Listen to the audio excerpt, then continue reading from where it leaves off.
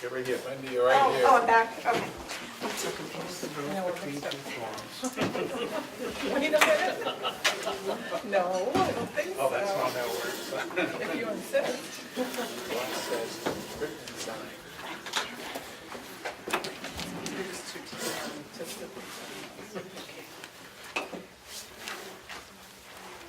Okay, we'll call the meeting to order, and the first order of business is we are going to issue the oath of office to our two new board members. So welcome Krista and Dana. And who's going to? Michelle. Ah, there you are. So do you want to stand? Sure. And we're going to read, and you just put your name in. So I I, Krista, Mr. do solemnly swear that I will bear faith and true allegiance to the United States of America and the state of New Hampshire, and will support the Constitution thereof, so help me God. I, Krista Avier, do solemnly swear sincerely swear to affirm that that I will faithfully faithfully and impartially discharge discharge and perform all duties incumbent upon me as as school member board member as of the the Wentworth Regional School District, according to the best of my abilities, agreeable to the rules and rules and regulations, regulations the of the Constitution, Constitution and laws laws of of the the United States, in New Hampshire. So help me God. so help me God. Very good. Yeah. All Welcome. right, welcome. Thank you.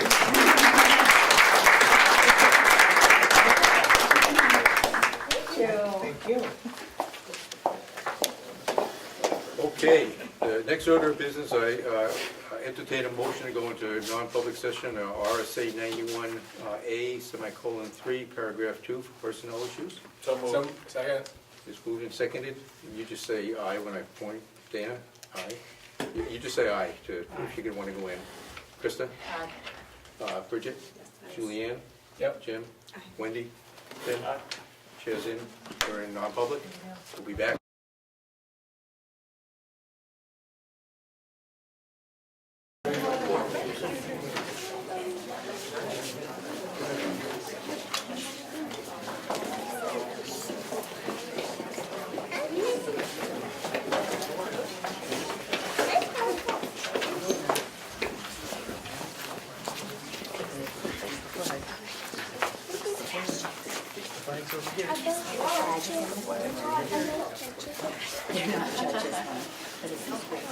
Okay, before we start, first we need a motion to come out of non-public.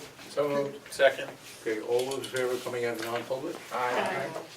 Opposed? Okay, so we're out of non-public, we're back in public session. Can you call me later for a minute? What's that? I'm still sitting here. Well, Peter, I just got here, man. you gotta hurry up.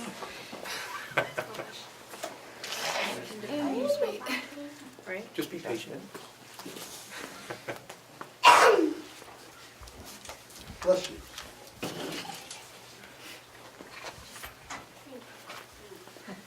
You all look wonderful tonight. I'm not sure yet. It's a cost. Oh, no.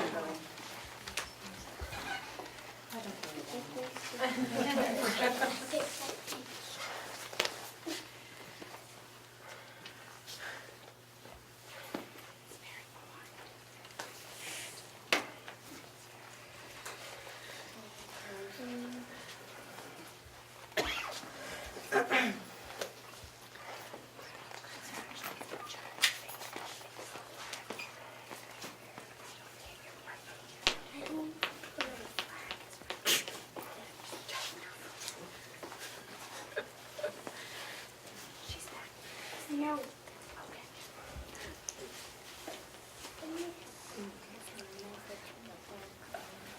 Okay, if you'll all rise, the kindergarten will lead us in the pledge of allegiance. Justin, face the close.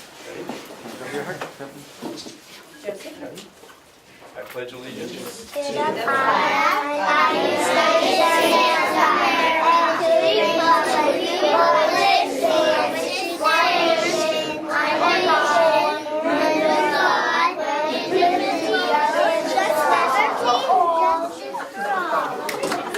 Thank you very much.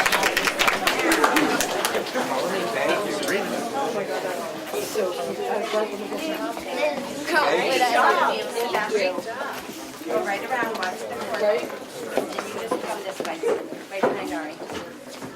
There we go.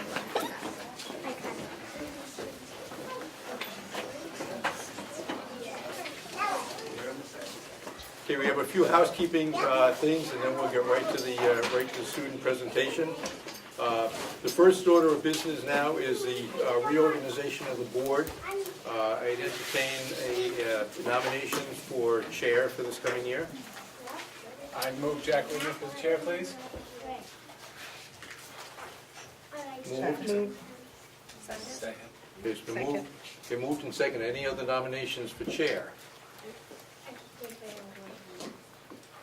Okay, I'll be happy to serve again. All those in favor? Aye. Opposed? Thank you. All right, nominations for vice chair. I nominate Wendy Henderson. Second. Okay, moved and seconded that Wendy remains chair for this coming year. Any other nominations? Okay, all those in favor, signify by saying aye. Aye. Opposed? Okay, we are reorganized. Thank you very much. Appreciate the opportunity to serve again as chair. Assignments of board committees, I think you all have in your packet one of these sheets that shows the committees. I think you have one. And if you would, it would probably be easier if you put your name on the sheet and circle your first, second, third, and fourth choices, okay? And I'll try to assign everyone to the committees that they'd prefer to be on. We only have 4 standing committees left, so we want to make sure we don't have quorums, more than 4 members on any committee. So we just have to be careful of that. But we can certainly, if Wendy's going to be the rep for community TV, she doesn't necessarily have to serve on 2 additional committees. Yeah, no, yeah. Yeah, so that might help Yeah. alleviate some of the issues. Okay. So if you do that and get them back to me today or before the next board meeting, we'll get the committee assignments set.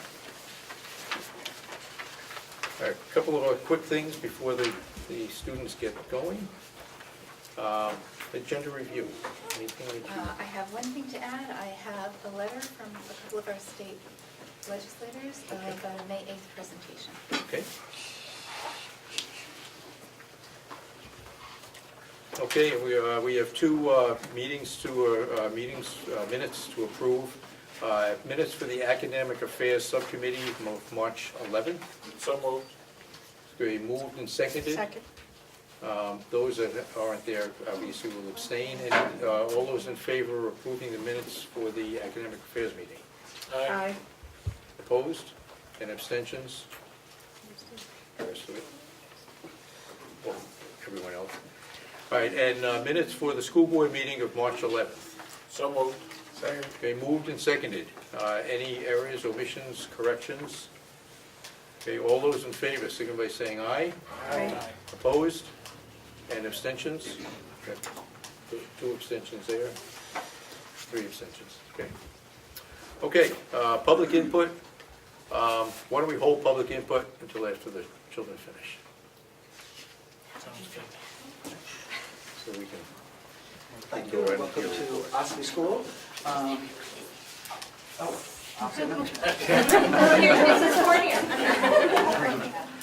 So I just wanted to say welcome to all the school board members and parents. Thank you for being so patient tonight. We really appreciate it.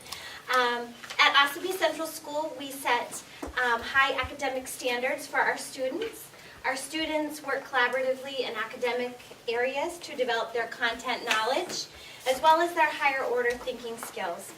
So tonight, some of our kindergarten students will demonstrate their understanding of mathematical practices with a multisensory approach towards the concept of addition. So I hope you enjoy.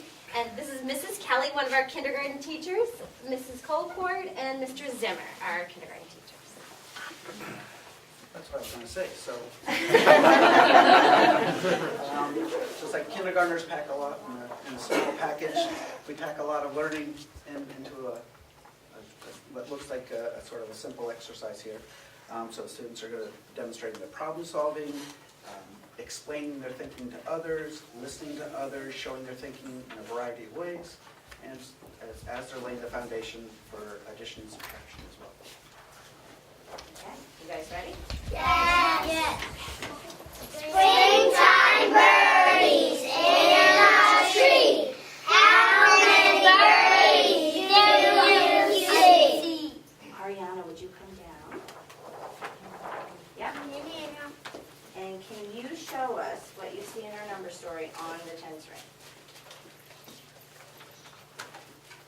You can talk out loud as you do it.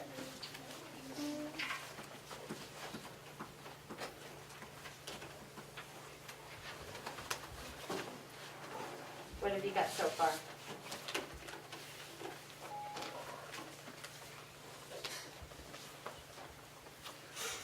Can you tell us what you have? 3 red birdies and 2 yellow birdies make 5. Thank you very much. All right, Ethan and Connor, can you sit down? All right. All right, Ethan, if you step aside for a minute, Connor's going to put in the parts that he sees into the number bond.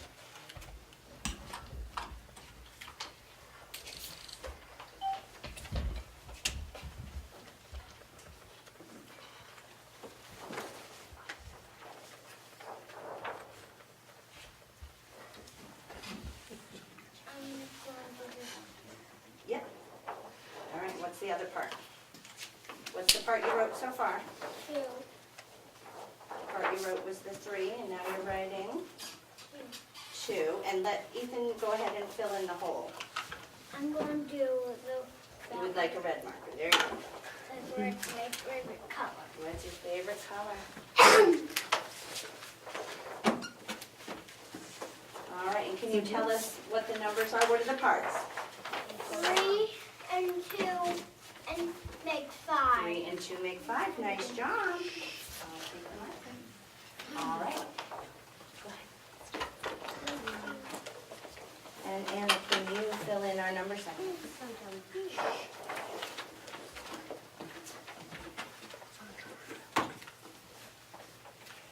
What do you think?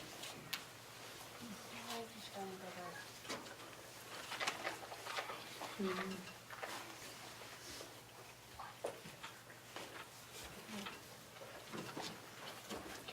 you tell us what it says? 3 red birds and 2 yellow birds make 5. Nice job. Okay.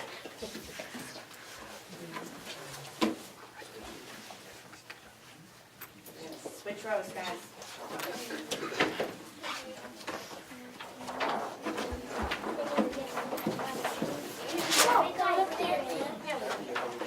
Come up here.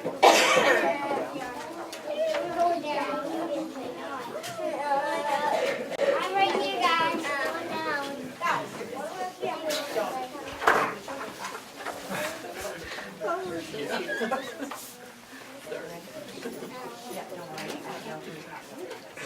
Ethan, scooch over. Just scooch over. You're all gonna have it. Take one step back.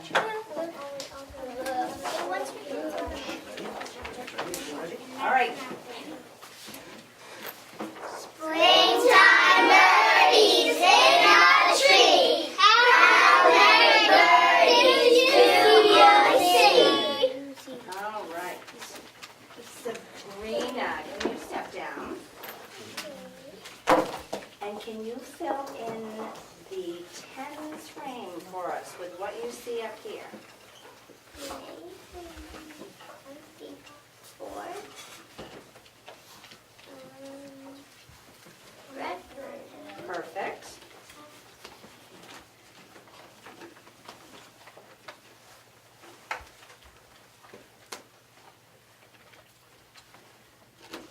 And 1 yellow bird. Makes 5. Thank you very much. All right, and Faith and Marissa, could you step down? Give Mr. Zimmer your birds for a minute. All right, Faith, could you fill in the parts on our number bond for this story here?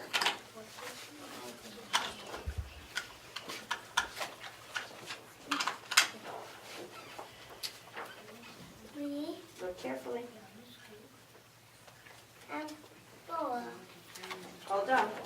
many yellow birds do you have?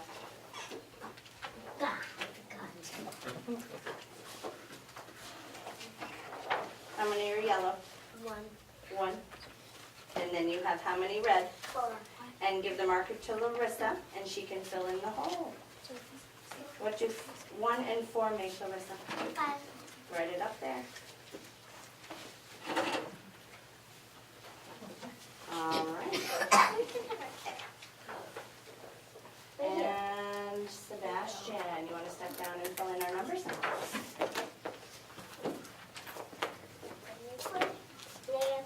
Use any marker you want, buddy.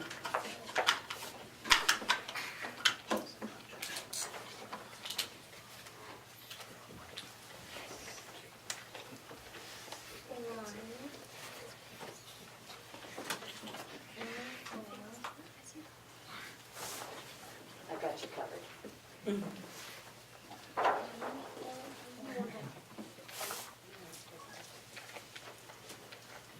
what do 1 and 4 make?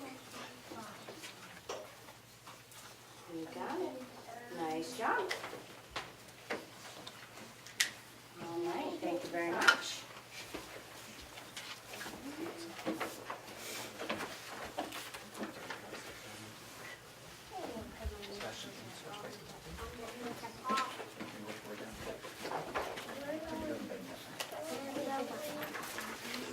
So we're needing Justin and Bentley, Josie and Gianna.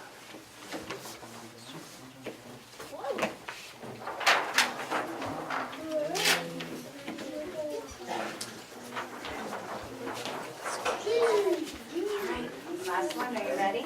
Yes. Josie, you ready? Springtime birdies in our tree. How many birdies do you see? All right, Josie, would you step down and give your bird to Mr. Zimmer? And would you fill in the tens frame, looking carefully at our story? The tens frame at the bottom. With the magnet. What do you see?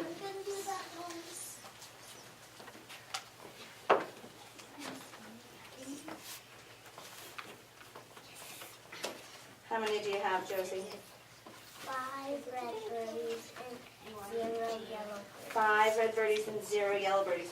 When you're looking at that tens frame, how do you know there's 5 without counting it? Because it fills up the whole top row. It fills up the whole top row. All right, thank you very much. And Justin and Bentley, you can step down. All right, Justin, you're going to fill in our parts for us. What's one part?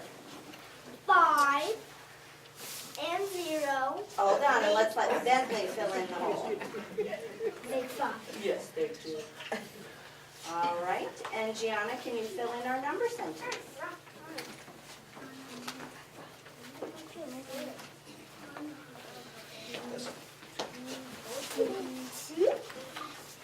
Five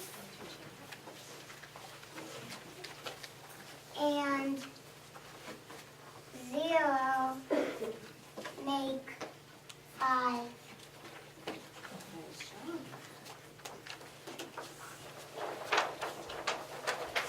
Good job.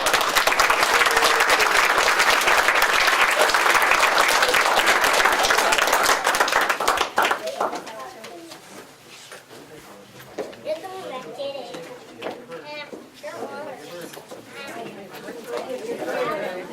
Put somebody at the table. Thank you very much. Good job. Now I need to wind up the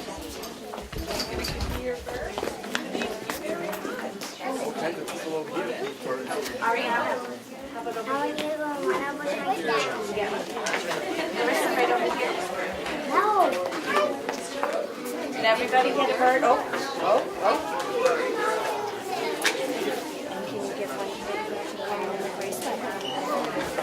Faith, we need one more right here. Do we have one? I'm actually Mr. Manning. Thank you very Perfect. much. Can I say thank you? All right.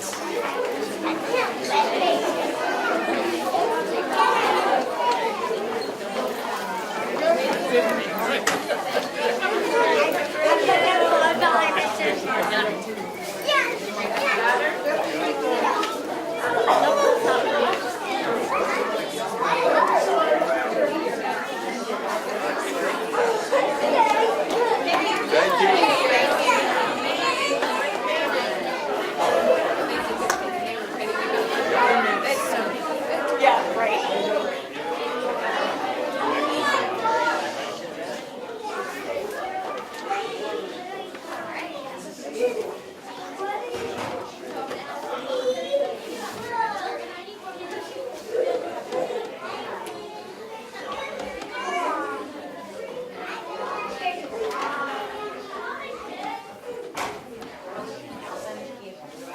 Okay, so now it's time for public input, but there's no public left, so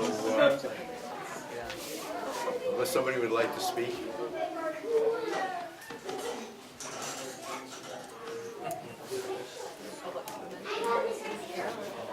Yeah.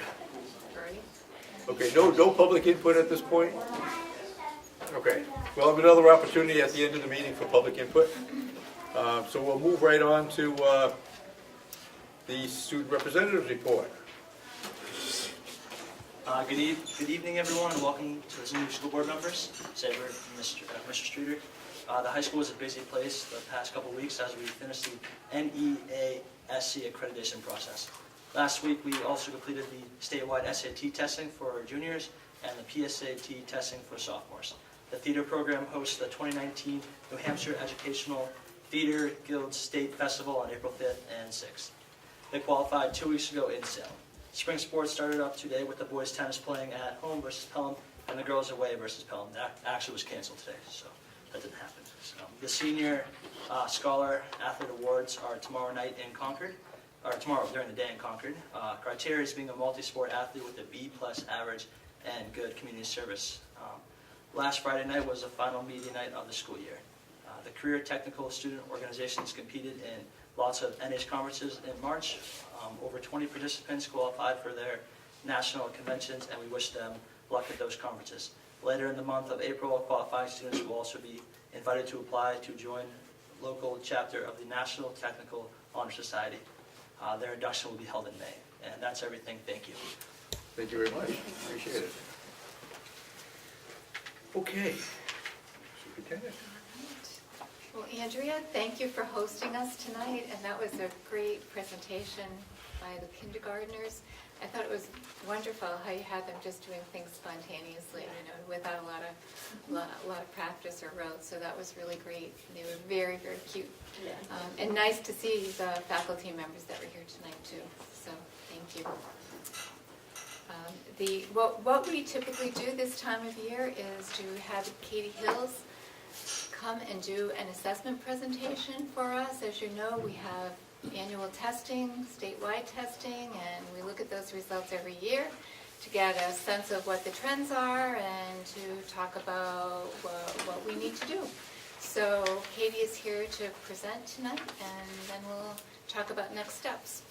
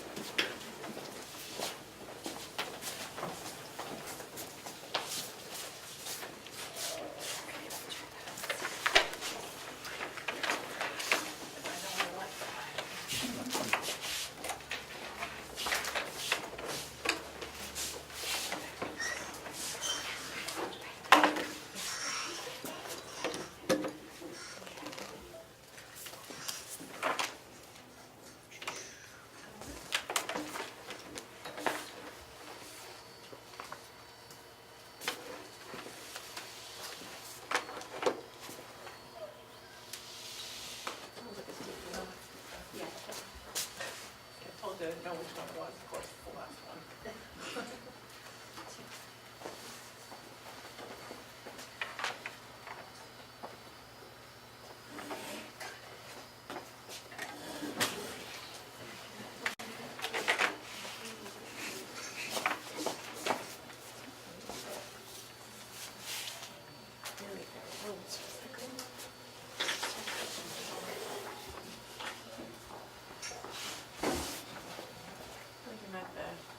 after.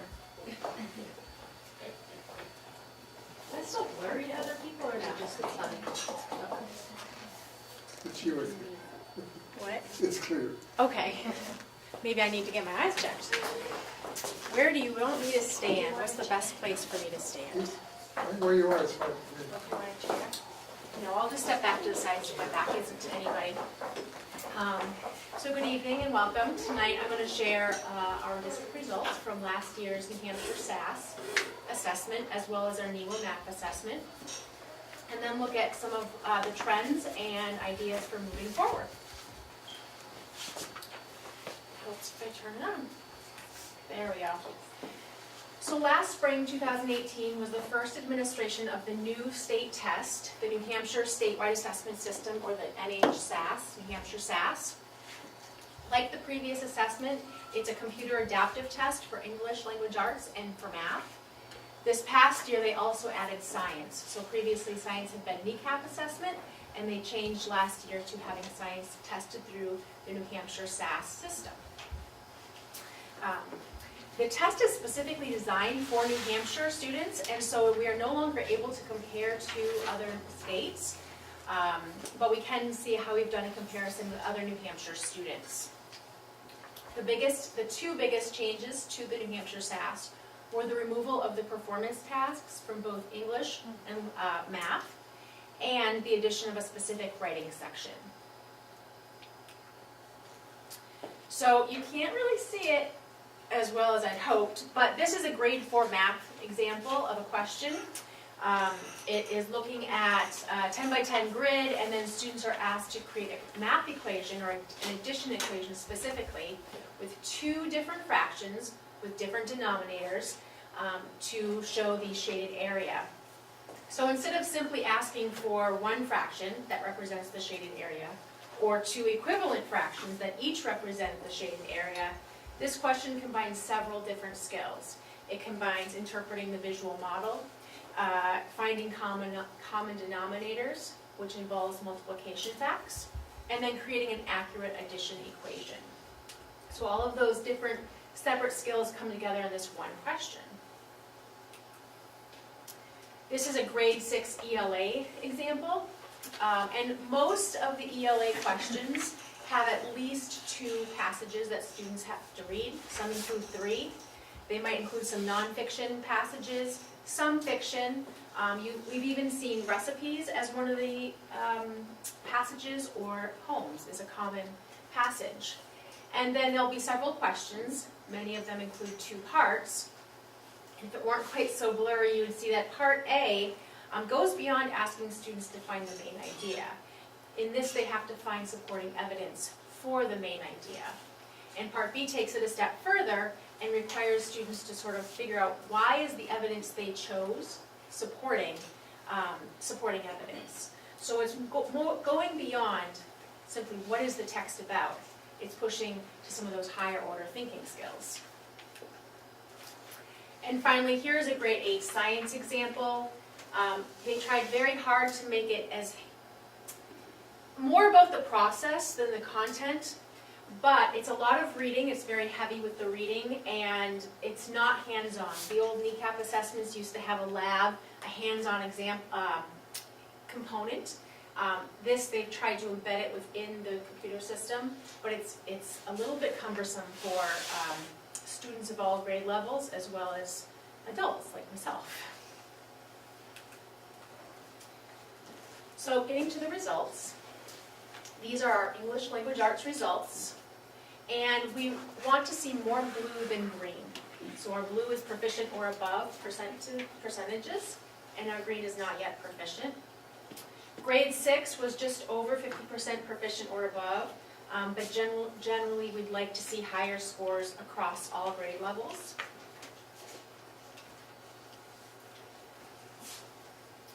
Overall, our numbers have decreased in ELA, and we'll get to a little bit later on why that might be.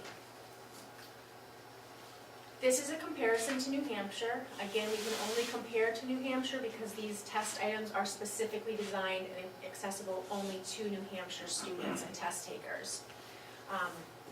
And again, you can see that at grades 4, 7, and 8, they show the highest discrepancy between our scores in the district and New Hampshire averages.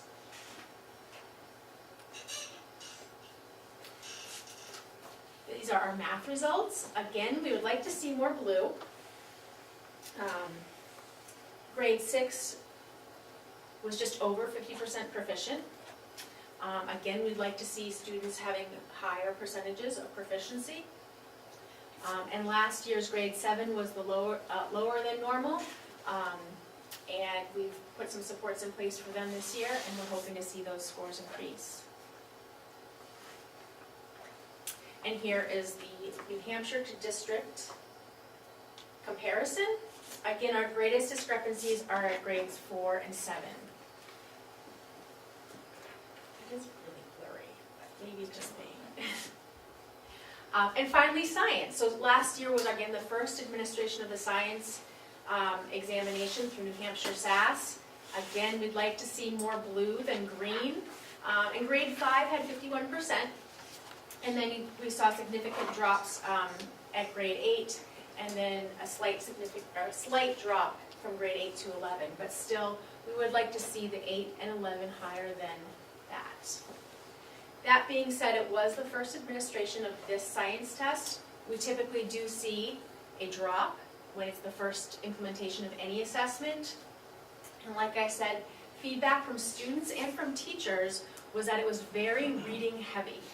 So it was sometimes testing more students' ability to read the material than their knowledge of science content or even the science process. So that's one area that we can definitely address, increasing literacy across all subject areas, but specifically in non-English areas.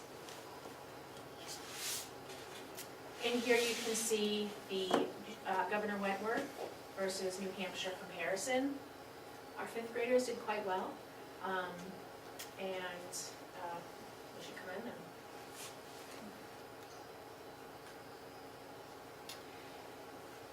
our 10th and 11th graders continue to take the PSAT and the SAT test. As you can see, we did not do as well as we had hoped.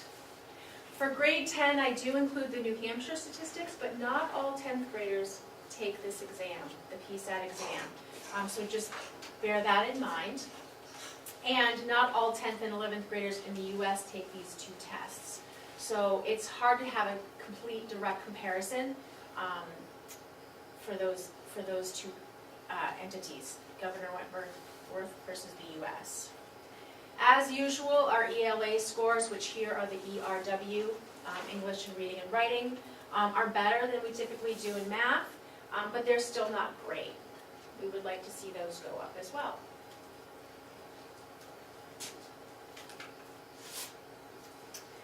So these are some cohort trends for ELA and math.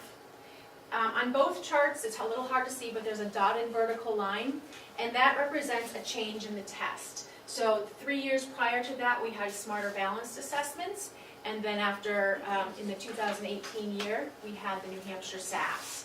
So, of course, it's really hard to say that, with a different test making a direct comparison, but just to show you some longitudinal data, particularly with the smarter balance. There are, as you can see, no real clear trends or patterns. Most of them follow a roller coaster ride. They might go up one year and down the next, and they might go up in math and down, then down, or they might go, down in reading and then up. So it's really hard to make sense of it when it's so erratic.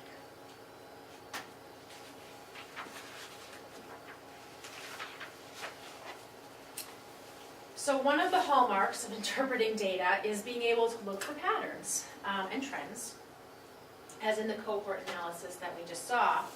But in the past 5 years, we've had 4 different assessments. Smarter Balance was only run for 3 years. Before that, we had NECAP. There was, for 11th graders, they had the SAT. They had, before that, Smarter Balance for 1 year, and before that, NECAP. So it's been really difficult to really measure change. If you want to measure change, don't change the measure. So we're really hoping that this assessment is here for a long enough time for us to really start to measure, to use it and use the data and look for trends. It's very frustrating for teachers, it's frustrating for parents, for students, for administrators, for teachers, when it's constantly changing. And so it does make it really difficult. We would very much like a reliable and meaningful assessment that actually assesses what we want our students to do.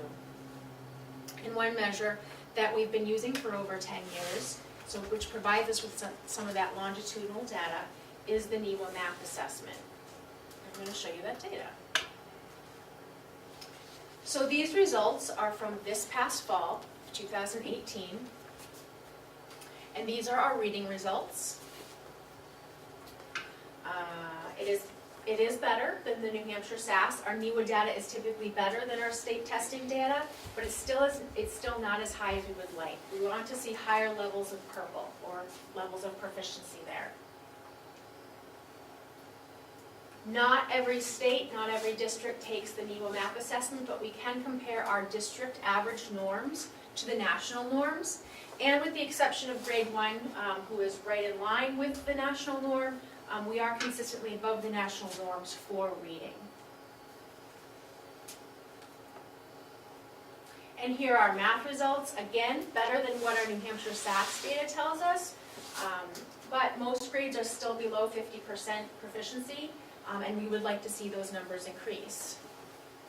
Interestingly, last year's grade 4 trended low in both SAS tests and the NEWA math test.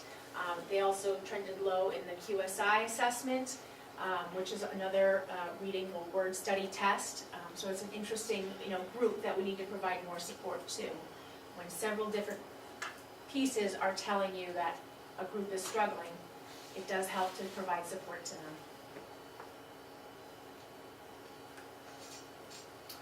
And here are the average district norm versus the national norm. And a little bit closer, you can see that we do tend to rise above when we get to our 9th and 10th grade. But by and large, we are right at the same level as our national norm scores. So in looking at all of this data, there are definitely concerns, some of which we cannot really address because there are issues with the test, but some of them that we can. So some of the concerns with the test itself that we don't have as much power over, but they are valid concerns that could impact our scores, are the length of the test. The test in all takes 6 to 8 hours. Students are not taking that all at the same time. They're not sitting down and sitting for 8 hours straight, but they could be sitting for up to 2 hours, taking the test, reading, looking at a screen, navigating through the test structure. And that's a long time. It's a long time for high schoolers, and it's even longer when you're talking about some of our younger students, our 3rd graders. The test language and the format is also something over which we have very little control, but it is cumbersome. The screen is typically a split screen, so students are looking at 2 different sides of the screen. Both sides scroll, so they're navigating left and right and up and down. And it can be difficult. It can be just overwhelming for students to see all of that information. It's very stimulating. I mentioned the fact that the test itself has changed, has provided some difficulty in interpreting data. But we're seeing falling ELA scores both in the NEWA MAP assessment results and the state testing results. So that's a concern that we do want to look at, and that's something that beyond the test length and the structure and the format, we can definitely look into and see how can we improve in those areas. And there's likely a level of assessment fatigue. There's NEWA assessments, there's the state assessments, there's teacher assessments, there's AP assessments, there's a whole handful of assessments that students are taking, local and standardized assessments. And at some point it's that, are they just tired? They're just tired. Happens. So some thoughts. In May, I will be returning and talking a little bit about some ideas for shifts to 7 through 12 math that will hopefully address some of the concerns that we've been seeing In addition to that, in talking about ELA, putting a renewed focus on ELA, writing and literacy.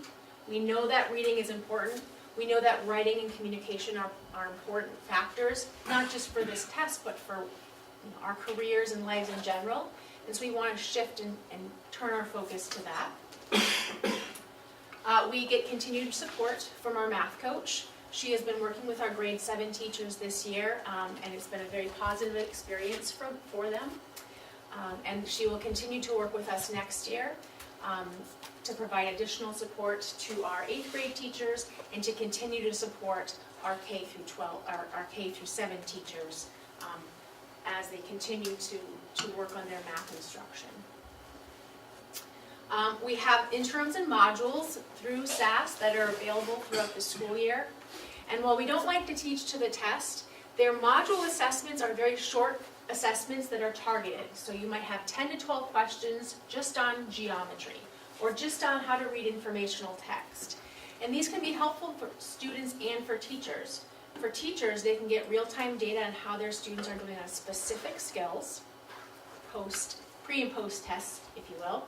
And for students, they're actually being assessed on something they're learning in class, if you're doing a unit on informational text, while at the same time, they're being exposed to the test format. The split screen, for example, or having multiple passages that you're reading in order to answer comprehension questions. In May, I'll also be speaking more fully to our district-wide PD focus on curriculum and instruction that goes beyond math. And we'll continue to look at the data and what assessments we're giving and review those to see what we can find, to see where that element of assessment fatigue might be too much. Katie, can I ask you a question? If you look back to the NEWA scores, which were the fall scores, ELA or math? either one for my question. Since it's a fall score, are the scores up there really reflecting the year previous? So if it's given in the fall, then you're getting the scores basically from 8th to 9th graders. So the 9th grade is really reflecting the previous year's 8th graders. Correct. Okay, just Correct. want to make that clear. Yes. So when you look at some of those, you need to really look back a year. Correct. Okay. So the 8th grade that you see there, they were 7th graders The year before. in the New Hampshire SAS data. Which is different from the other tests we were looking at when you were showing spring scores. Yes. That really shows that specific Yes. set of kids. Yep. Okay. So the 8th graders are last year's 7th graders. So you just have to think in your head the cohort is, instead of being 7th graders then, I have to look at how they're doing 8th grade right there. Yeah, and so here on the reading, if you went to the 9th grade and it has gone up from the previous year, you actually would say the kids Right. actually made some gains in the 8th grade, even though it's reported out in the 9th grade. Right.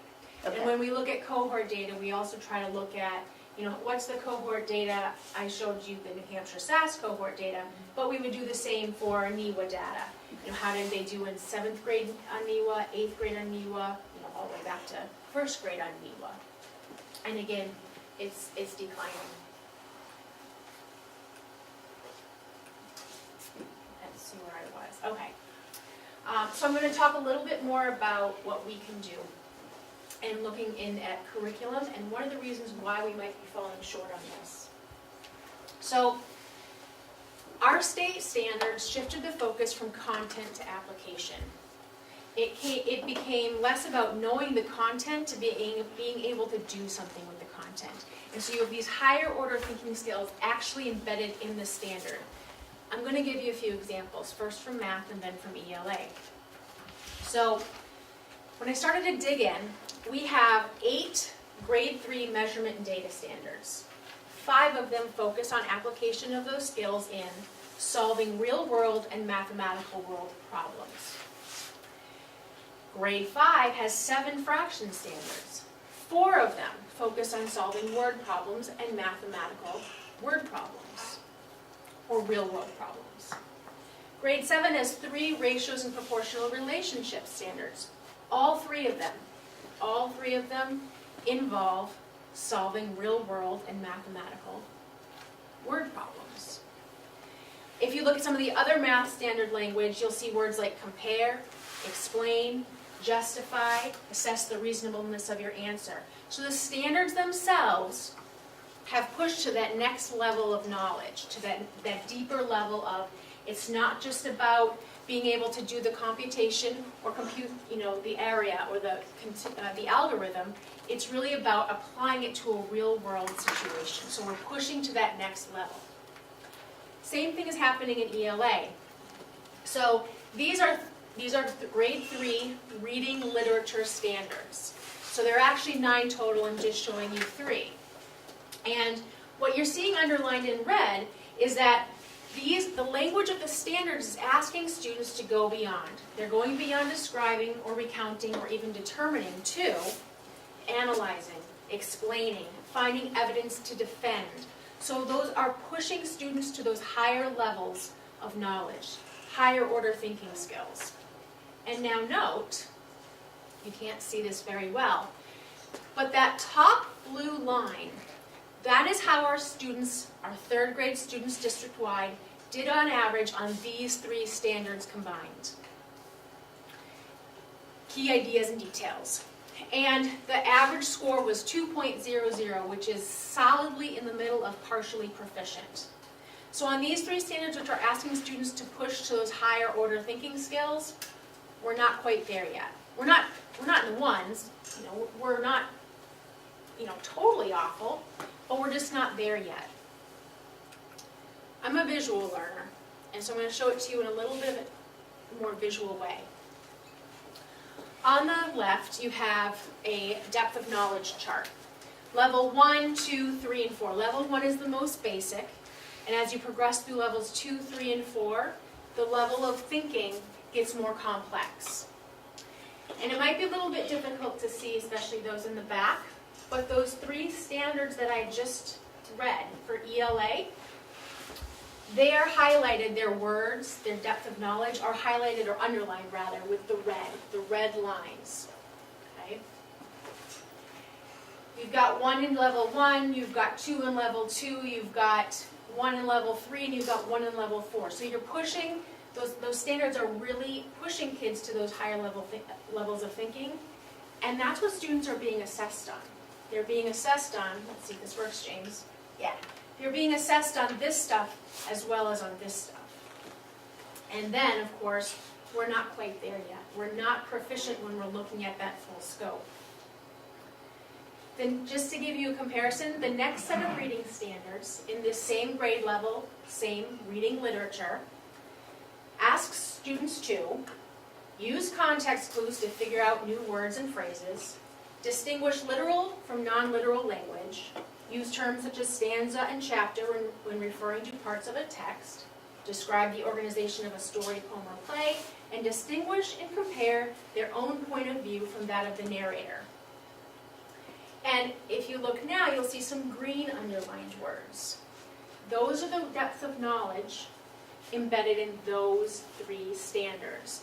And so we're talking about 2 at level 1, 2 more at level 2, and 1 at level 3.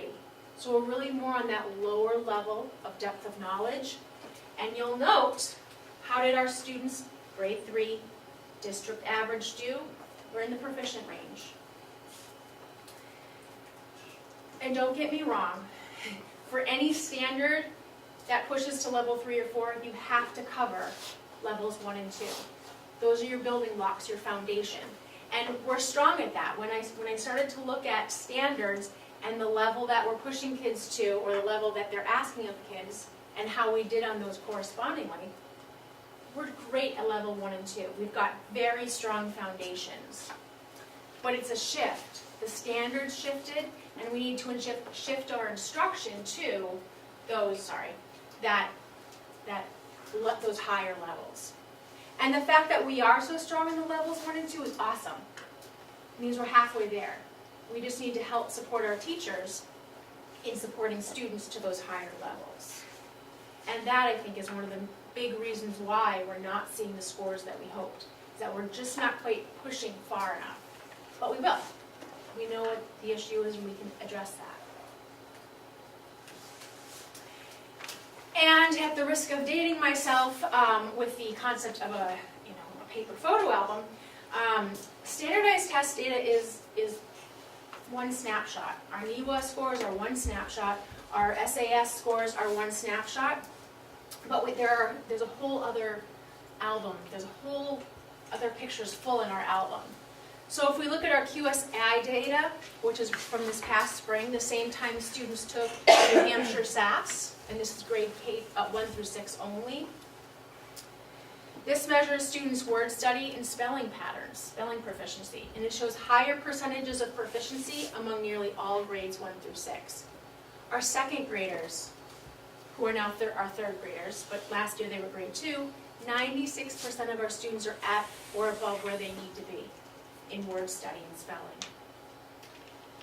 Again, the exception is grade 4, but we've seen this trend with them throughout the data.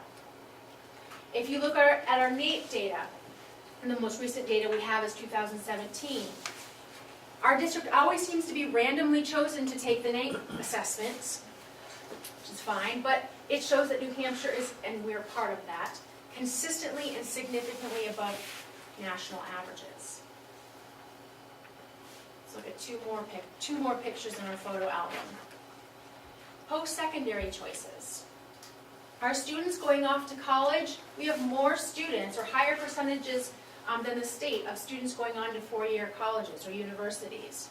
And our percentage of students who are going on and gaining employment directly after high school is also higher than our state average. Of those going on to higher education, our students attend a variety of schools, from Northeastern to UNH, to Bentley, to Bates, and 45 others that are not listed up there for our 2018 graduates. So there's a lot of data to say that our students are successful beyond our math, science, or ELA test. We can learn a lot from that data, this standardized test data, and it's an opportunity to improve. But we have to look at the full picture as well and say, we're not all the way down at the bottom of the hill. We've got a lot going for us as well, and our students. Questions?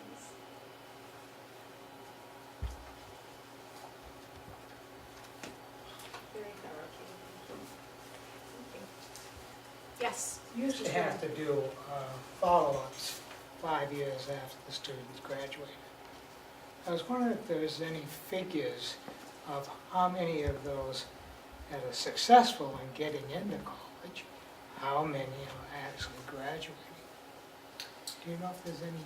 I don't know Are the they answer to still that. going? My guess is that there probably is, and I can follow up with our high school guidance department to see what they do to see where students are going 3, 4, 5 years out. It used to be mandatory state regs, but I don't know if that's still. It's no longer So mandatory. they don't have to do, in vocational education, I know we had to do follow-ups, but maybe they don't do. State Do follows they? only students who stay in New Hampshire. Their system is designed to follow the SASIT through college if they remain in New Hampshire, but I don't know the status of that software in the state. I can certainly check for you though. Other questions? Okay, thank you. Thank you, appreciate it.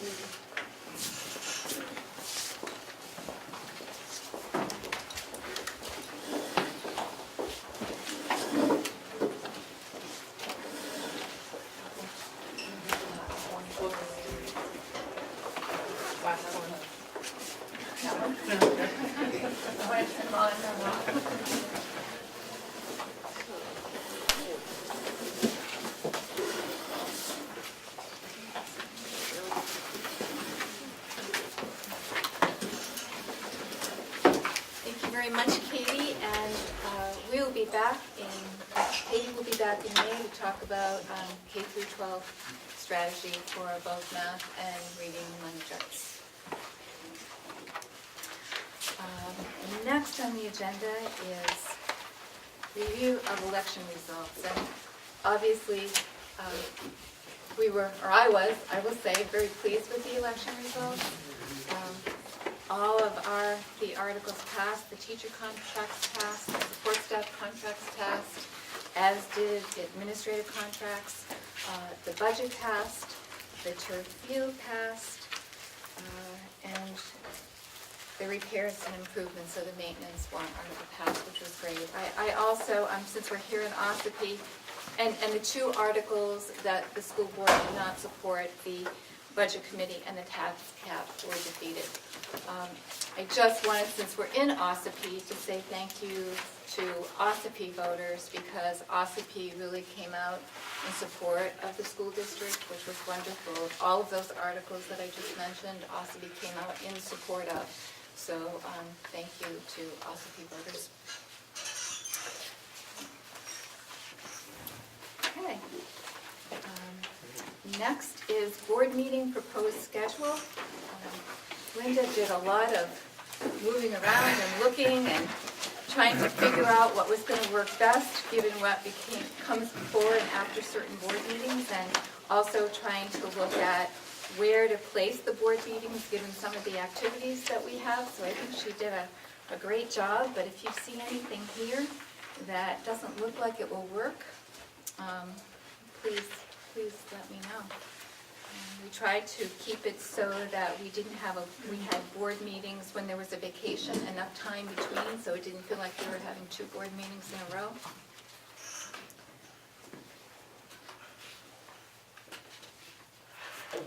Looks good to me. Do we need a motion? I don't Or think just so. I we think just adopt as long as you're good with it, we're good. Good? Everybody good with it? Yep. Okay, great. Looks good, excellent. Thank you. All right, and next is graduation dates. Actually, Lakeside Academy is June 12th. Kingswood High School is June 15th. And the last day of school is June 25th. I did receive something from, actually it came to me in a funny way today. I don't know, Linda, if you have copies of this. Nope, this is the department, the statistics on the calendar? Yeah. Calendar, yeah. Lise Tierney sent me some statistics that had been given to her by a teacher, and I don't know if it was put together by one teacher or a group of teachers, but I guess there was some discussion about whether or not the school board was interested in adding 15 minutes to the school day so that we wouldn't go until the 25th. My impression was that the board had already discussed how to deal with having a late school year and had added an additional blizzard bag day. And we don't have the same urgency that we had last year when we looked at the additional 15 minutes because we don't have any school camps starting at the week of the 24th. So I wanted to pass this along to you since it had been given to me. There isn't anybody here to speak to it. I don't know who put it together, but I thought we should put it on the table just in case you wanted to do anything different.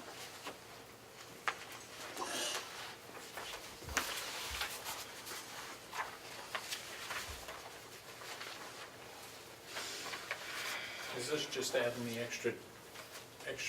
This is really, these are things that you already know, the number of hours. The hours, Yeah, I mean, I know you're all familiar with this, the number of hours required for the elementary school and for the middle and high school. And then there's some statistics about when other school districts starting before Labor Day. Of course, we've discussed that again and again and again, and support the business community by starting after Labor Day. Yeah, every time I talk to a couple of business people, they say, thank you for starting after Labor Day, every time.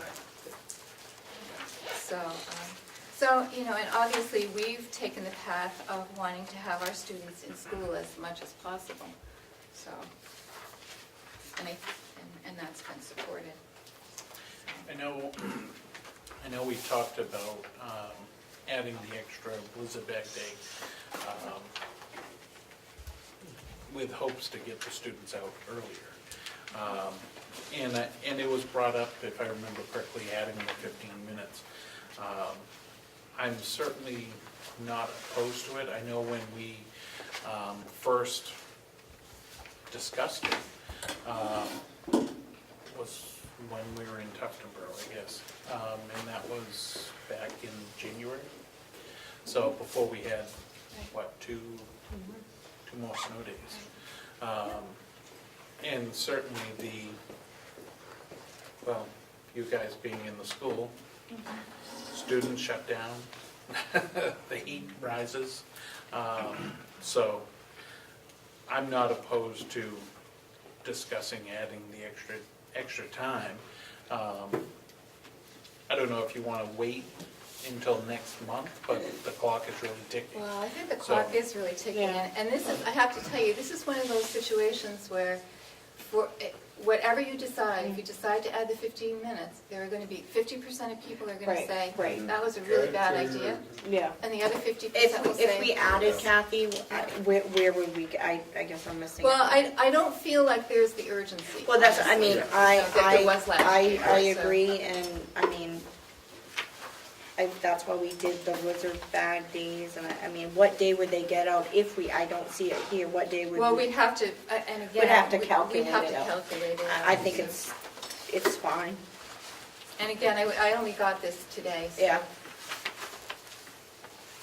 Trying to remember if it's, I just heard today, I think it's April, maybe graduation now is the 22nd. Yeah. You know, Graduation. Yeah, 22nd. I mean, for me, I would rather go next year and say we have 4 Blizzard bag day, if that's, because this seems to be a pattern here. Only because of the weather, I would support that than adding this to maybe get like 2 days out of the deal. And Marlboro still has 5 Blizzard bags. Yeah, It's a lot. it is a But, lot. I mean, it is. The only thing with adding, if we adjusted the time, Yeah, the students, as the calendar shows now, they'll be coming back for 2 days in that week. you're saying for Memorial Day? So if we were, right, the 24th and 25th.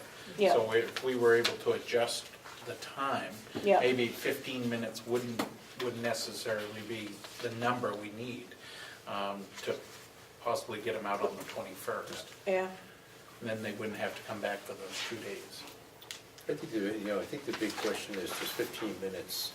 It doesn't is it add val- value. Is it valuable Yeah, time? I just mean it I mean, doesn't add okay, value. you add 15 minutes to the day, but is that 2 minutes to each period? And does that accomplish anything? Or is it just semantics that, okay, you put it in there and now you've kind of fixed the issue, but did you accomplish anything by doing it? But having the 2 days to come back for 2 days, what does that accomplish? But we all know they're not doing anything anyway. We know they're cleaning their lockers. We already know that. We know that they're not sitting at their desks learning anything. They're. So if we just added the I mean, extra come on, let's be honest. You know what? I mean, come on. Honestly, I think that is probably true in some circumstances, but I hope it's not cleaning lockers. I hope Oh, it's they field clean day, out and I their hope it's, lockers, they do, Yeah. impactful last things day. Yeah. but they're not traditionally learning in a classroom.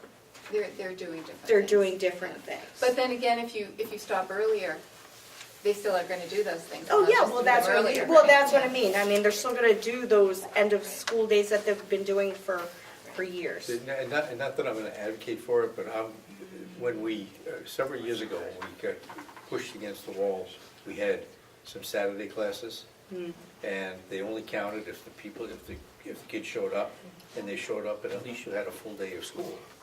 You had some content that was done. That's why adding a couple of minutes on a Yeah. day, to me, just doesn't accomplish a lot. But Yeah, and then we also have, we have another school district to think about that would also be impacted by that and how they would feel about having to, or not having to, because they could make a different decision, and then we'd be in some soup about how we run our transportation, et cetera, so. And sending districts, Yeah. I don't know where 15 minutes gets Right. added for the tech center. so. It's one of those. Well, I've stated my piece, so. If nobody else wants to, we'll move on, I guess. Any other suggestions or? All right, I guess we're gonna move on. Okay, sounds good. All right, so next is, oh, and you have the activities and all the functions, the really fun time of year. The 2 new board members, you're here just at the best time of year because we get to. You get to do all these, fill out the blanks there, and Yeah. tell us where all the different meetings you're gonna go to. But they're all really culminating activities, and they're just really fun and great activities to go to, so I think I like them. And we'll get the elementary added as well. Yeah. Great, thank you. And this I'll share as a Google sheet again, that's Oh, to work perfect. last Yeah. year. Yeah, that worked good. Yep, Yep. so I'll do that in the morning. Thank you. All right, and next is school board member ethics, and I think those of you who have been on the board for a long time know this policy really well. 2 new board members, I met with you and went over it, so if you have any questions, this would be the time to ask. You have them asked to go around, okay?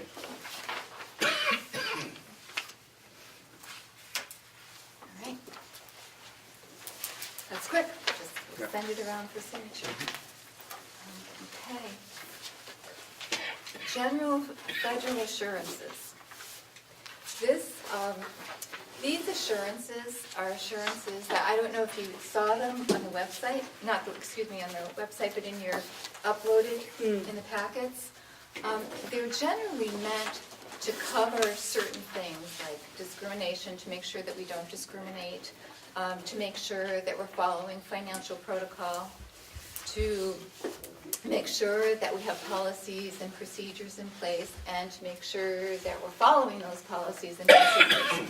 So that's the general idea of those assurances, and in order to apply for any grants, we need to make sure that we're following all of them. A lot of the grants themselves, just by the nature of the grants, make sure that you follow all of the procedures, but obviously your policies and your the practices that you have that are inclusive and don't discriminate are part of it as well. So I'm very confident that we are following all of the general federal assurances, and I feel certainly comfortable signing my part. And I know if anyone has any questions, we can. Okay. All right. So that means Jack will sign, and I will sign. Great. Next is school fire and safety, and I don't know if those were those uploaded, Linda, or was that just? They were uploaded, I just didn't print it out. 'cause it was Yeah, I like didn't- 25 I pages. didn't print them out. Oh, okay, yeah. And I do have a copy if for any reason you want to take a look at them. But the most important thing here is that I'm required to make sure that they're available for you to look at. And want you to know that we passed in each area of the inspection report. There wasn't any area in any of the schools, these are from Wolfboro, in any of the Wolfboro schools that didn't pass. So that's really the important thing. And you have the report from the other towns? No, I don't. I just have the Wolfboro reports. Okay. The other towns haven't sent them. Okay. Yep. I just noticed that there were a couple, 3 maybe failed. I assume that it's not that it's not being done. I just think it's probably, they had to meet update requirements, 48 I see 64. and 65. They have the emergency operations Yes. plan. Yeah. So That's that was, yeah, that's what I'm getting to. yeah, they have that. And all of those are around the school emergency plan. Kathy, what about the ones where, that I saw that didn't get the passing one was having the number Yeah, of, 48. the number Oh, of. the number of drills? The number of drills. Well, the problem was that the administrators weren't keeping track of the drills. Yes. So that's all taken care of. Okay. You have to log them. As a matter of fact, the number of drills that the administrators are required to do now exceed this standard. And so they're not just doing fire drills, they're also doing 4 lockdowns per year, 1 each quarter. Just to clarify. And that's, I think there's legislation now recommending that, but we're just doing that because I think everybody just needs to have some familiarity with those kinds of drills, unfortunately, in this day and age. So, I'm sorry that, though, I should have mentioned that I had a conversation with the fire chief about that, so. Or the deputy, Tom Zotti.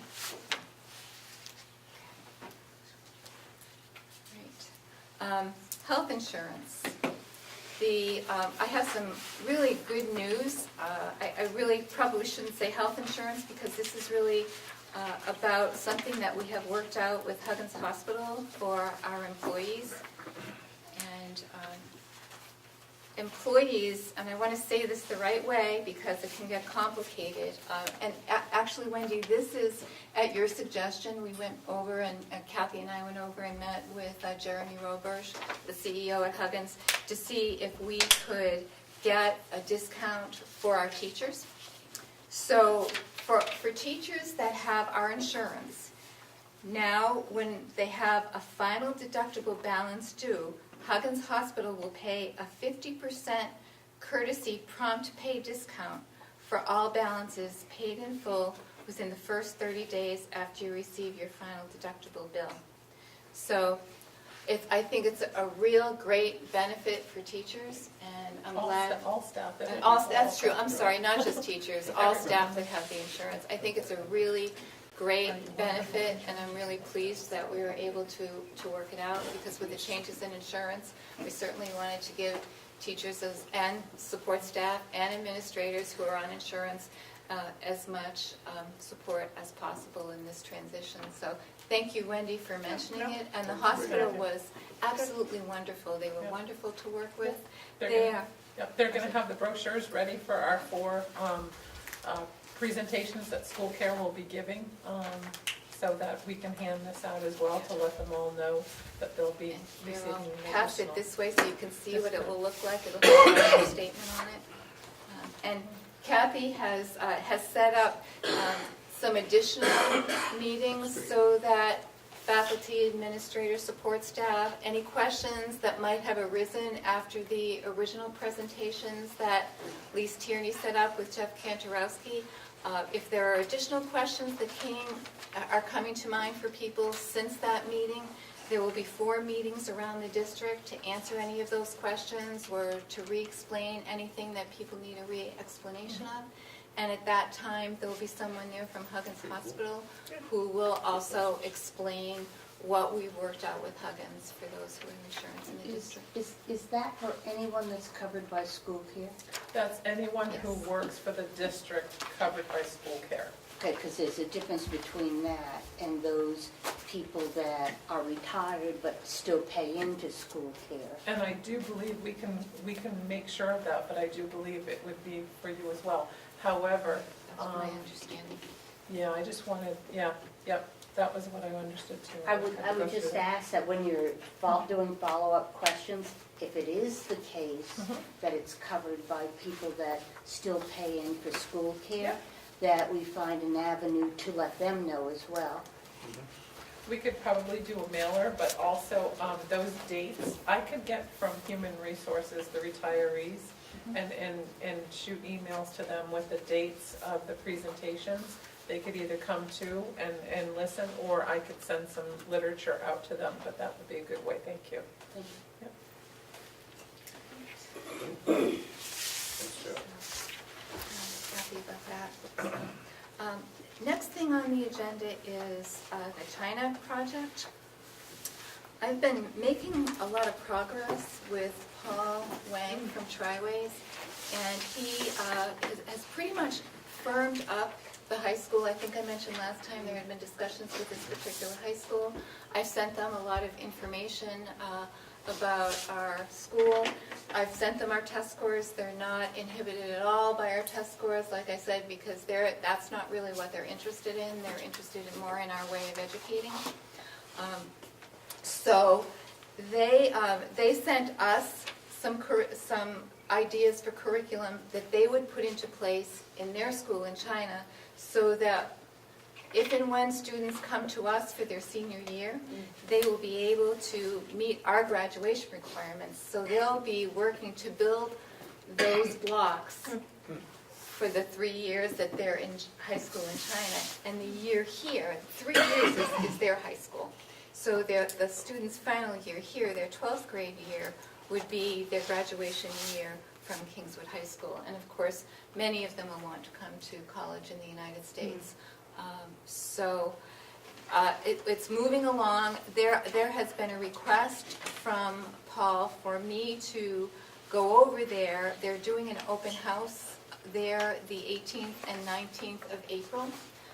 So it would make my head spin to go there. I'd be in and I'd be out. How are you going to do that? Well, I want to make sure that you all feel that this is a good direction to be going in. I have to say, I went on a field trip with the middle school, and one of the middle school students was talking about a couple of students from Brewster, and they said, there were these 2 kids from Brewster, and they were so cool. We were so interested in them because they come from countries where people ride camels. And I thought, that is really the essence of what I'm talking about, that kids really need some exposure to people who have different ways of life and different ways of thinking about things. And right now there aren't a lot of public schools doing it. I don't know if there's any public school really in New Hampshire that has something like this going. A lot of private schools do, but not public schools. So I'm happy to go, even though I know it's going to be kind of grueling to do it in the short period of time. But I'm happy to do it because I think this would really move things forward. But I want to make sure that everybody feels like this is I think it's a great opportunity for us, really. Yeah. all right. And obviously, just so everyone knows, they're paying for the trip. They're paying for everything.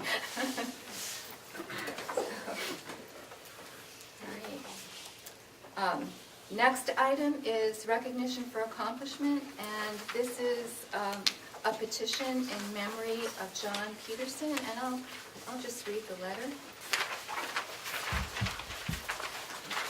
I think you have the policy there. And on the back is the letter. Yeah, the letter and all the signatures, Yeah. So we have several signatures, and would you let me read it, or do you just want to read it yourself? Okay.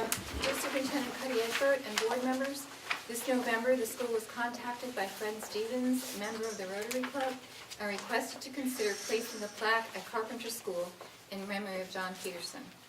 At that time, the school board policy was shared with Mr. Stevens. This letter, along with the required signatures, is presented in hope that you will approve the Rotary request. John was a volunteer who was devoted to children. We at Carpenter School were fortunate to have him as part of our school community for many years. John pioneered the Rotary Reader program more than 10 years ago, and the program still benefits our children today. Each year he coordinated meetings to launch the program. His gentle and kind ways made John the perfect person to connect our school to the community. In addition to coordinating and chairing the program, he also spent many hours reading with children. He was a favorite amongst the students and teachers. John also coordinated the Student Atlas program, which provides each third grade student with an atlas. John's dedication to the children at Carpenter School is admirable. We would be honored to have a plaque on our wall, which reminds us of John's devotion and his endeavor to make a positive difference in the life of a child. We are very grateful for his years of service, and that's from Denise Hutchins, the reading specialist at Carpenter School. I think that's terrific. I knew John, and very, very nice man. He and his wife were both teachers and really terrific people. And I think that would be a really nice honor to have a plaque there for John. So look for a motion to approve that. So moved. Second. Okay, moved and seconded to honor the request for a plaque for John at the Carpenter School. All those in favor? Aye. Opposed? Chair votes aye. Thank you very much. Yeah, that's great. Can I just get a housekeeping question? Sure. Our policy doesn't state who pays, whether it's the district or the petitioners. And I'm just curious, is it just assumed throughout policy that we pay It's for? assumed, past practice has always been the petitioner. Okay, I didn't know, so that's why I was asking. Yeah, but Thank that's a you. good point, we could add it, Yeah. we could add it, Tim. Mhm.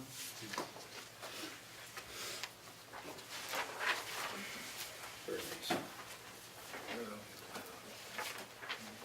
Carpenter will be glad to hear that. Yeah. Oh, that's a good point. I think as will the Rotary. Yes. All right. Field trip requests. We have the Windsor Regional High School Quiz Bowl, and that will be Sunday, April 7th, and they'll be returning at 4 p.m., leaving at noon, returning at 4 p.m., and John Struble and Joshua Keaton are going to be going with the students, and we have 4 students going, so that should be pretty easy to manage. And then Crescent Lake, the Crescent Lake end of the year field trip to, this is a big one, the Museum of Science, the Fine Art Museum in Fenway Park. That's something that they do every year with the 4th, 6th grade teachers, and they have plenty of chaperones, 30 plus. So I think they'll be okay. So obviously, 24-hour supervision, the front doors are locked when the public leaves, all the chaperones are fingerprinted, so I think Crescent Lake has that covered. And then the last thing under field trips that I wanted to share with you is a note that I got from Maria DeCaro that I wanted to share because it was I think the field trip was such a positive experience for the kids. And I know you hear about these field trips and you don't often hear about what it meant to them and what they did. And so this is just a really, really great letter from Maria. We had a wonderful conference on March 21st and 22nd, 2019, where 407 students competed from all over New Hampshire. Our students had the opportunity to listen to Molly Kennedy. She is a nationally sought-after youth motivational speaker. She has dedicated the past 18 years to empowering today's youth to be resilient and take charge of their future. Our students performed and competed, enjoyed a formal dinner, and interacted at the dance activity evening. The following morning, they attended workshops which included meditation, yoga, personal finance, Shark Tank, Tai Chi, travel, safety, etc. Most of all, we want to congratulate our students on their behavior over the 2 days, and which I have seen repeatedly with our students. Whenever they go someplace, I always get, and I run into someone who has seen them, we get many compliments on their behavior and politeness, and that, I think that's really important. So she says they were kind, polite, respectful, they made new friends and networked, they worked hard and participated. We could not have been more proud. They also attended the awards ceremony, where several of them placed in their competitions. First place was Kobe I hope I get these correct, Manganzini and Charles Arenello. Both of them were for digital video production. Second place was Gianna Cobido and Ella Weiss, the social media campaign. Third place was Ryan Rousseau and Eric Skelly, digital video production. And third place, Allison Drew, Carter Morrissey, and Erin Meyer, introduction to business presentations. So they wanted to thank you for your support. Excellent. So, That's great. yeah, just nice way to end my report. So, oh, one more thing though. I did add something to the agenda because we have something coming up on May 8th. And I have a letter here from Edie Damaris, the Wolfboro Democratic representative, and a letter from John McDonald, Republican representative. So this is, it's great to see a bipartisan effort here. And it is a presentation talking about the issues with school funding at the moment. Oh, thank you. Everyone have one of these? It's a nice flyer and a letter from Edie and John. A report out this summer from the New Hampshire Center for Public Policy Studies highlighted the disparities in spending and tax rates are as bad now as they were before the landmark Supreme Court Claremont cases of the 1990s that established the state's responsibility to pay for an adequate education. And here in the Governor Wentworth Regional School District, towns and property owners have been feeling the pinch, resulting in petition warrant articles this year for a tax cap and a budget oversight committee. The articles did not pass, but their existence shows the stresses and strains in the present school funding system. We invite you to attend an educational forum on May 8th at 7 p.m. in the Great Hall of the Wolfboro Town Hall to hear a presentation from John Tobin, Claremont attorney and former director of New Hampshire Legal Assistance, and/or Andrew Walensky, executive counselor in District Number 2, the lead attorney for Claremont. These two men explain in a clear and accessible way how education is currently funded in New Hampshire. It is our hope that bringing together citizens and community leaders such as yourselves will help establish a base of common understanding that will eventually benefit all communities served by the Governor Wentworth Regional School District. So I applaud them for their efforts, and I'm going to plan to be there. Yeah. Definitely. So hopefully Yeah, I hope everyone everybody can. here can do that. And one more thing that I think I skipped over, and that's the NEAS&C feedback. Heather, thank you for reminding me that I didn't get to that. As you all know, the NEAS visit was, I don't know, a week or two ago. It seems like a while ago now. But it was a 4-day visit, and at the very end, a couple of the committee members did a quick summary. I want to thank Kelly and Stacy Trites and Wendy for being there to meet with the committee. They were very impressed with the school board. That was one of the first things they said when they started their feedback, was compliments to first the school board and after school board, faculty and administration. What they saw was a positive culture, certainly more than adequate resources, community support, and parent support. Also mentioned was the need to upgrade technology, which I think we have taken care of now that we know that our budget passed. A suggestion to review the 504 process. And the real big one was looking at curriculum and instruction practices, which I don't think came as any surprise to anyone, because this was an area identified in the self-study, and I think after hearing the presentation tonight on the issues around depth of knowledge, and we need some differences in our instructional strategies around higher order thinking skills. I think this is a recommendation that fits in perfectly with where we want to go K-12. So it was, I think, a good visit, and I'm expecting a report with lots of commendations and some useful recommendations. So that's it. School board's check? No, I have nothing on the School Board Association right now. I do have a few notes. We sent some expressions of sympathy to, Karen DeWilder. As you know, Dennis passed away last week or so ago. Very sad. We also sent a card to Kathy Lee Thornton on the passing of her mother-in-law, and Terry Flynn Sullivan on the passing of her mother-in-law. Get well wishes were sent to Patty Darcy following an illness, and congratulations wishes to Julia Stevens on the birth of her son. So, moving on from that, committee reports, academic affairs, Wendy? Sure. Previously distributed in our packets was a school lunch program meal charges, EFAA, for review. Again, I think this is our third reading, and we just really wanted to add just to make sure that families are aware that they need to be responsible for the debt at the end of the school year if possible. And that is up for adoption. And let's see, the second reading for student wellness activity is policy JLCF. That again was, we added language to ensure we're up with the new regulations. Heather is part of the overall committee to ensure that we are meeting the regulations and meeting yearly and hitting our targets. So we wanted to bring those forward for final adoption. So once again, if I could have a motion or acceptance to bring EFAA and JLCF for approval. So moved. Second.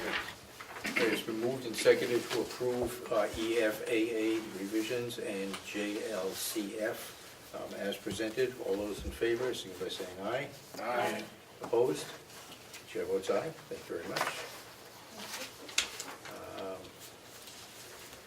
See, building and maintenance, we don't have a chairman yet. Building and maintenance, any report? The only thing as far as building maintenance is Thursday is the solar person. Yeah, Thursday evening, hopefully everybody can be there at the lecture hall at 7 o'clock, right? 6 o'clock. 6 o'clock. Six. That's right, first one is at 6 o'clock for the presentation by the two solar companies for the Effingham project. Terrific. And I will have nothing today for finance. Thank you again to the taxpayers and voters for their support. And nothing on human resources. Again, thank you to the taxpayers for supporting the contracts. Advanced planning, you can see down below. Our next board meeting is February 6th, which is the joint board meeting. No school on the week of the 22nd to the 26th. What does it mean that it's The joint school, that's when the boards from Molten Borough, Prospect Mountain, and Farmington join us at the vocational center. Basically, we have a nice dinner, a presentation on the activities on the Voc Center, and then we have a regular board meeting right after that. And I know we'll get all the information on the other activities as year end goes forward. Public input.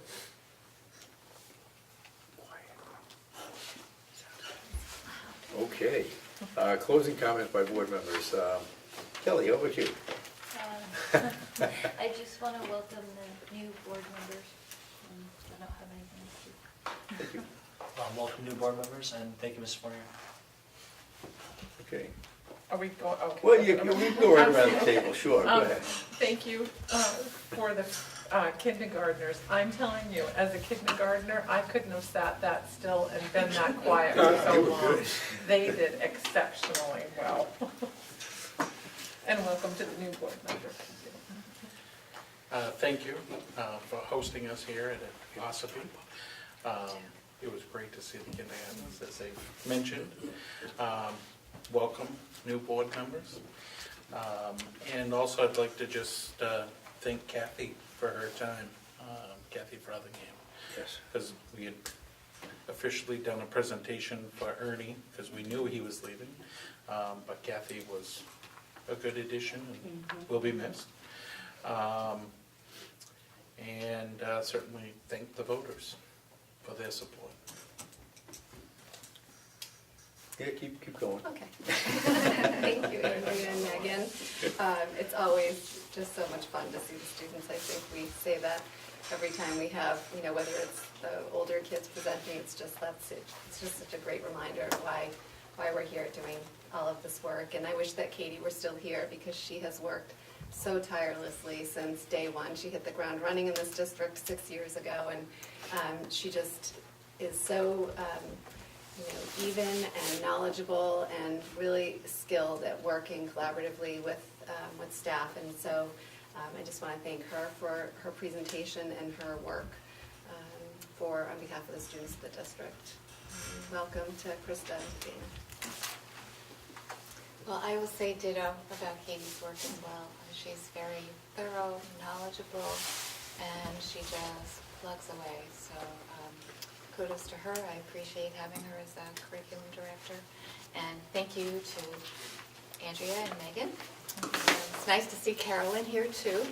I haven't seen you for a while, Carolyn. And, of course, Mike's been here regularly. So you just can't get enough.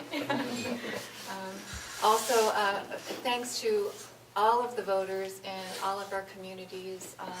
I appreciate the fact that, I know it's tough for some folks to support the district because of the financial situation and tax rates, but people came through, and we're very grateful for your support, so thank you.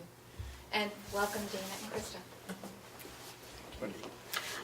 I just wanted to first thank Ms. Fournier and team. I want to say overall, it was my first time going through the accreditation process as a board member. It was just a really good learning process for me, and just watching, to be part of that, and just being proud of the teachers, the administrators, and how to see them and see how proud they are to be part of this district was really nice. Want to thank all the voters, especially. I think all the meetings that we had some really good dialogue. I think it's important to show that we are transparent and we do what is best for the kids, and that's our number one focus. So again, thank you to the voters for supporting us, and welcome to the board. My turn. Your turn. Oh, gee whiz. Andrea, thank you. Watching those kids is terrific, I know particularly the Pledge of Allegiance wasn't scheduled. Yet they handled it well. They did. Took a little while to get synchronized, but once they get going, they were okay. Dana, Krista, welcome. Thank you. Ditto. Welcome, Krista and Dana. Thank you, Andrea. That's the same, Andrea. Thank you. And the kindergartners are just so proud and confident. And welcome, Krista and Dana. I'm looking forward to working with you.